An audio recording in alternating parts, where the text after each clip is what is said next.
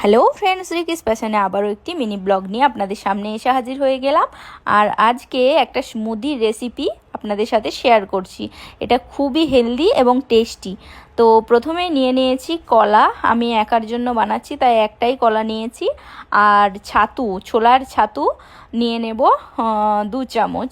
এই বড় চামচটা 2 চামচ নিয়ে নেব ছোলার ছাতু। আর এটা হলো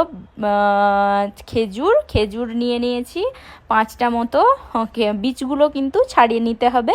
একটা বড় মিক্সিং যে বোলগুলো হয়, ওই মিক্সিং জারের মধ্যেই আমি সমস্ত কিছু উপকরণ নিয়ে নেব এবং স্মুদিটা মিক্সিং জারেই বানাবো। তো এই যে ছোলার ছাতু ঢেলে নিলাম। এরপর দিয়ে দিয়েছিলাম 2 চামচ মধু। আমি একটু মিষ্টিটা বেশি প্রেফার করি, তো ওই জন্য একটু বেশি মিষ্টি দিয়ে করব।